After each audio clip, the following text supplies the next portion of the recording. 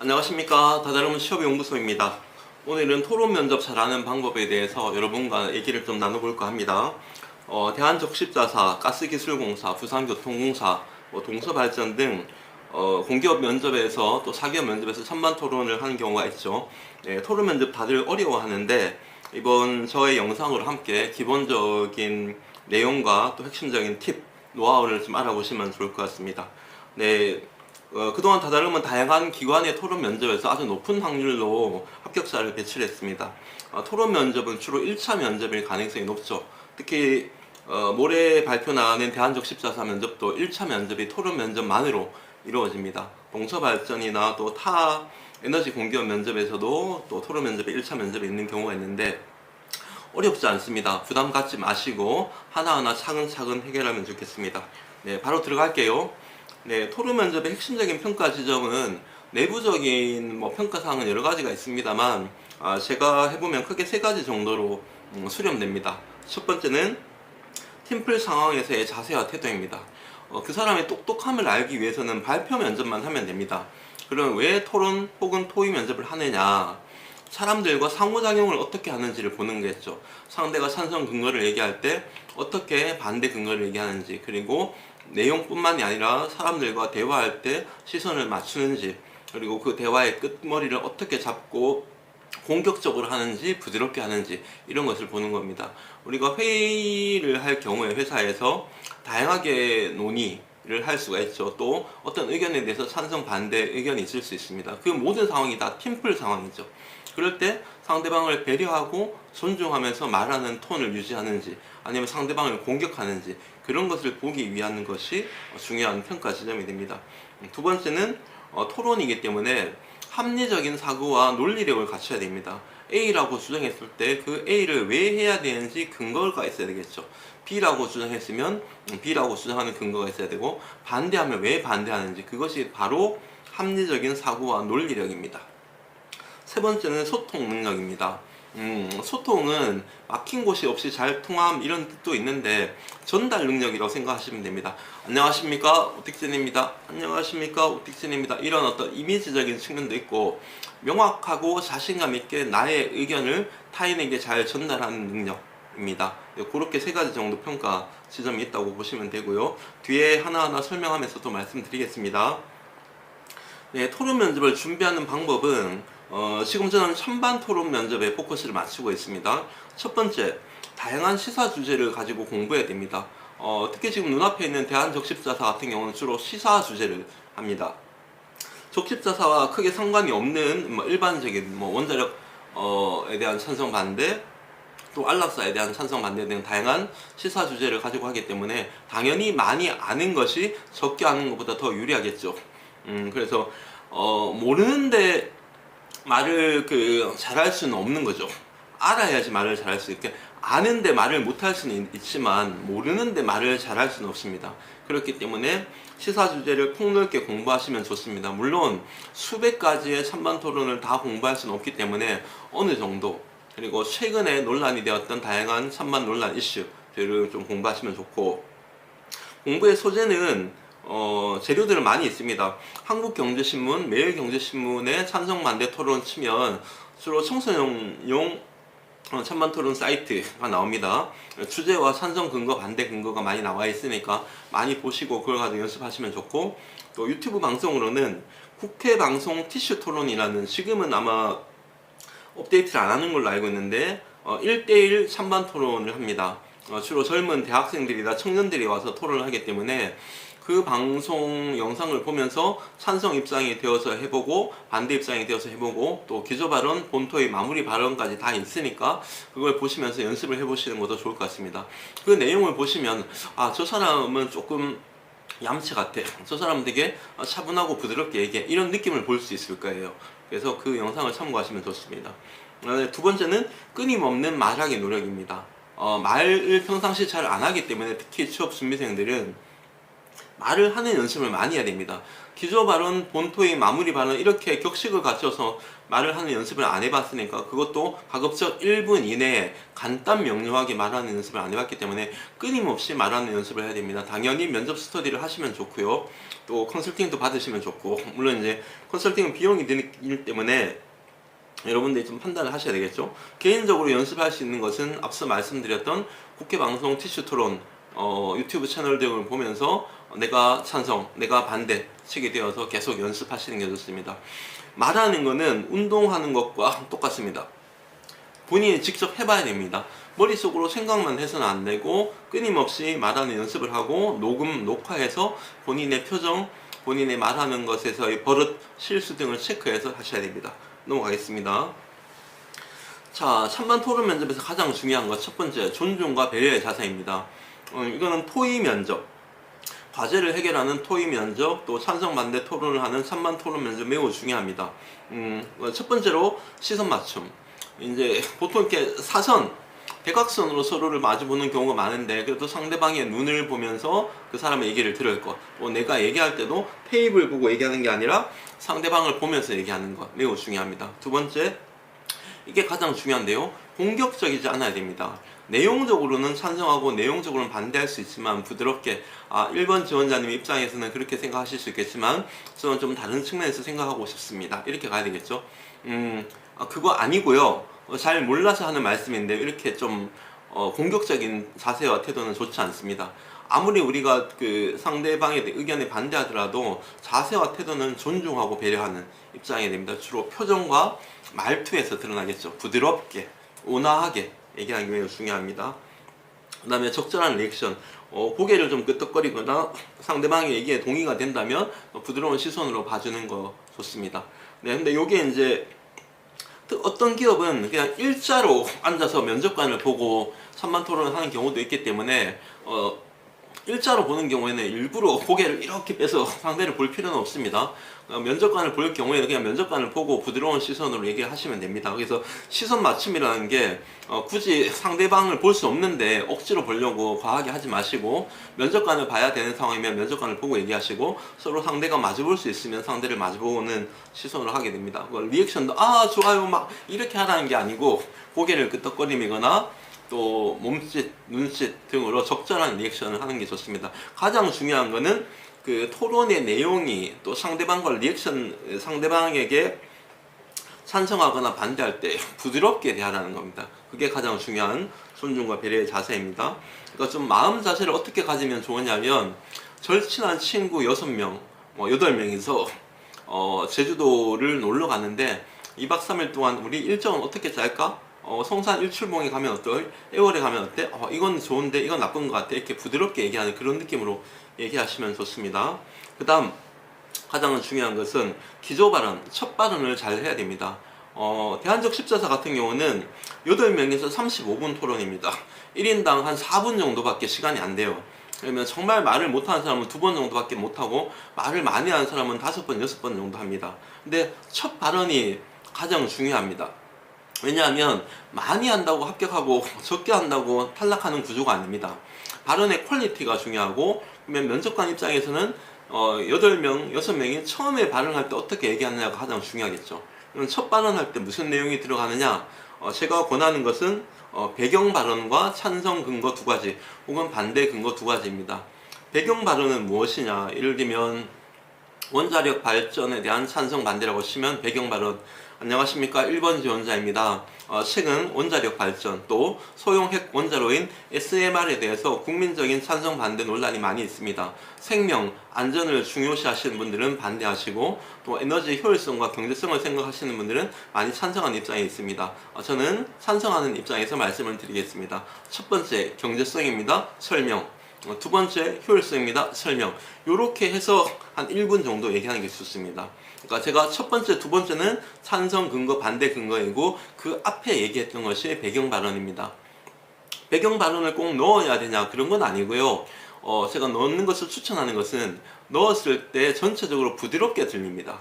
네, 뭐 이를테면은 뭐가 있을까요? 찬성 반대 토론할 때 노인 연령을 현재 65세에서 70대로 상한하자, 노인 연령 상한과 노인 연령 상향과 관련해서 많은 사회적 논란이 있습니다. 청년들의 일자리 또 국민들의 어떤 복지적인 예산 지출과 관련해서 노인들에게 너무 과다하게 투여되어 있다는 여론도 있고 그 반대 여론도 있고 뭐 이런 식의 얘기를 하면 됩니다. 근데 이게 모든 주제에 자유자재로 할 수 있는 분들은 하시면 되고, 근데 저는 이거 어려울 것 같아요. 그러면 준비하는 시간 동안 굳이 이거 하지 마시고 본인이 찬성하는 이유, 반대하는 이유에 집중하시면 됩니다. 그래서 배경 발언, 그리고 찬성 근거, 반대 근거. 배경 발언을 못하겠으면 찬성, 반대하는 근거 두 가지 하시면 되고, 시간은 40초 정도에서 60초 정도 차이가 좋습니다. 너무 길게 2분 이상 하거나 너무 짧게 20초 미만으로 하거나 추천하지 않습니다. 너무 길게 하면 늘어지고, 짧게 하는 것은, 첫 발언이 기조 발언인 것은 내가 전체 토론에서 얘기할 내용을 요약해서 얘기하는 것이지 무슨 생각을 가지고 있는지 알 수 없을 정도로 얘기하는 것은 추천하지 않습니다. 특히 제가 이제 주의사항에서 말씀드리는 거는, 컨설팅을 해보면 이렇게 얘기하는 사람이 많습니다. 저는 원자력 발전에 반대합니다. 첫 번째, 예산적인 측면에서 반대합니다. 두 번째, 생명적인 측면에서 반대합니다. 자세하고 구체적인 내용은 본 토의에서 얘기하겠습니다. 이렇게 얘기하시는 분들이 생각보다 엄청 많아요. 저는 이거 절대 반대합니다. 이렇게 얘기하면 예산에서 반대한다, 무슨 에서 반대한다, 그러니까 왜 반대하는 근거를 명확하게 기조 발언할 때 얘기를 해야죠. 그리고 또 하나, 구체적이고 자세한 것은 본 토의 때 얘기하겠습니다. 본 토의 시간이, 본인에게 주어진 시간이 짧으면 3, 4분, 길면 5, 6분밖에 안 돼요. 그러면 처음에 간단 명료하게 얘기하고 뒤에 구체적으로 설명하는 방식을 해야 됩니다. 자세하고 구체적인 것은 본 토의에서 얘기하겠습니다, 이런 얘기를 아마 다른 컨설팅 하시는 분들이 이렇게 하라고 좀 추천하시는 경우를 봤습니다. 저는 이거 별로 추천하지 않습니다. 왜냐하면 실제 10명 중에 9명이 이렇게 얘기합니다. 너무 소름 돋지 않아요? 왜 다들 기조 발언할 때 이렇게 얘기하지? 면접관 입장에서는 이게 조금 의아하겠죠. 당연히 누군가 유튜브에서 컨설팅 하는 사람이 이렇게 했겠구나 하는 생각이 들겠죠. 틀려서 추천하지 않는 것이 아니라 너무 많은 사람들이 기조 발언을 똑같이 하기 때문에 저는 추천하지 않습니다. 1분 정도 충분히 본인의 생각하는 바와 근거를 명확하게 얘기하시라. 그게 면접관에게 인상에 남는다. 한번 여러분들 지금 아마 스터디 하셨던 분들, 그리고 토론 면접 스터디를 경험하셨던 분들 저에게 공감하실 거예요. 다들 똑같이 합니다. 근데 이렇게 해야 되는 법이 있는 것도 아니고 규정이 있는 것도 아니에요. 근데 왜 다들 똑같이 하냐? 이상하지 않나요? 그냥 자기가 생각하는 바를 명확하게 간단 명료하게 하시는 게 좋습니다. 네, 넘어가겠습니다. 단순 질문 하지 마세요. 예를 들면 단순 질문 뭡니까? 지원자 아까 원자력 발전이 경제성이 좋다고 했는데 그 근거가 뭔가요? 이게 단순 질문입니다. 경제성이 좋다고 말할 때는 당연히 그 사람은 그만한 근거가 있겠죠? 그럼 어떻게 되는 겁니까? 상대방의 그 근거를 말할 수 있는 기회를 주는 겁니다. 그럼 나는 그렇게 물어봤던 나는 점수가 1점이 올라갈까요? 그냥 그대로 있을까요? 면접관이 평가할 때 별로 점수를 줄 만한 거 아니잖아요? 그러니까 당연히 그냥 단순 질문은 나에게 도움은 안 되지만 상대에게는 도움이 될 수 있을 만하다는 거죠. 그래서 쓸데없는 단순 질문 하지 마시고, 내가 상대방의 공격을 할 것 같으면 주장을 가진 공격을 해야죠. 여기서 공격은 내용적 공격입니다. 자세와 태도적인 공격이 아니라, 지원자님 아까 원자력 발전이 경제성이 있다고 말씀하셨는데 저는 조금 다르게 생각합니다. 원자력 발전의 경제성에서는 사후 폐연료봉 처리 비용이 들어가지 않습니다. 폐연료봉은 반감기가 작게는 몇만 년, 많게는 몇십만 년이 걸립니다.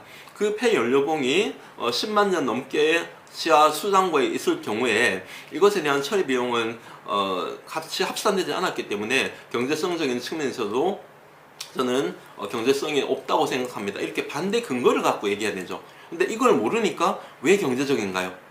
예를 들면 토익 면접에서는 플로깅 데이 하자고 하셨는데 플로깅 데이를 어떻게 하자는 건가요? 이런 게 대체로 다 단순 질문입니다. 단순 질문은 나에게 하나도 도움이 되지 않습니다. 단순 질문을 해야 되는 유일한 상황은 내가 도저히 말할 게 없을 경우에, 그때 말고는 이 단순 질문을 할 필요가 없습니다. 당연히 상대방의 주장했으면 내가 그 주장에 대한 반박하는 근거를 가지고 얘기하시는 게 좋겠죠. 네, 넘어가겠습니다. 발언 횟수와 시간의 균형을 맞춰야 됩니다. n분의 1입니다. 명확합니다. 6명에서 30분 토론한다? 저는 1인당 5분이죠. 물론 초시계를 재고 제가 5분을 얘기하는지 안 하는지 알 수 없습니다. 그러니까 최대한 그게 맞춰서 연습하셔야 되겠죠. 만약에 1분 정도 발언한다고 치면 5번 정도. 근데 한 번 발언할 때 딱 1분씩 발언을 못 할 거니까 본인의 발언 패턴을 분석해서 대략적인 횟수를 미리 연습하고 하셔야 되겠죠. 대한적십자사 같은 경우다. 8명이 35분이니까 나는 최소 3번을 발언해야 되겠다. 동서발전 같은 경우는 30분에 6명이다. 그러면 1인당 5분이니까 나는 5번 정도 발언해야 되겠다. 이렇게 작전 계획을 짜고 주제를 가지고 자신감이 있으면 한두 번 정도 얘기하고 조금 자신 없는 주제이면 조금 덜 얘기하고 이렇게 해야 됩니다. 근데 너무 과다하게 많이 얘기하시면 안 됩니다. 평균적으로 5분이면 플러스 마이너스 1, 2분 정도 안에서 끝내야 되는데 5분인데 내가 10분 이상 얘기한다거나 이렇게 경우에는 정말 적절하지 못합니다. 왜? 이것도 존중입니다. 6명이서 얘기하면 말 잘하는 사람이 다 얘기하는 거 당연히 싫어합니다.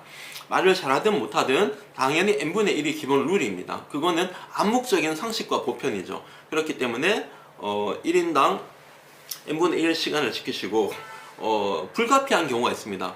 나 이외에 상대방이 계속 말을 안 할 경우 혹은 우리 팀 전체가 계속 말을 안 하고 시간이 흘러갈 경우에는 본인이 조금 더 적극성을 발휘할 수 있습니다. 네, 넘어가겠습니다. 그 다음에 긍정적인 이미지로 말할 것. 이거는 이제 제가 앞선 영상들에서도 말을 했는데 표정, 말의 속도, 높낮이, 말투입니다. 안녕하십니까 1번 지원자입니다. 저는 노인 연령 상향에 대해서 반대하는 편입니다. 이렇게 자신감 있고 명확하게 얘기할 것. 말의 속도는 안녕하십니까 1번 지원자입니다. 저는 이렇게 하면 안 되겠죠. 안녕하십니까 1번 지원자입니다. 이렇게 차분하고 안정적으로. 저는 조금 말을 빨리 하는 편이지만 이 정도는 굉장히 괜찮고요. 말을 알아듣지 못할 정도로 빠르게 하면 안 됩니다. 이게 말의 톤, 속도, 높낮이, 얼굴 표정은 컨설팅을 받으시거나 아니면 면접 스터디에서 냉철하게 좀 피드백을 해달라고 해주십시오. 그러니까 속상하고 마상을 입을 수는 있겠지만 면접에 가서 조금이라도 더 잘하기 위해서 하는 거니까 이미지는 본인 스스로 본인의 이미지를 잘 모를 수도 있습니다. 그러니까 피드백을 받고 반드시 고쳐주시면 좋겠습니다.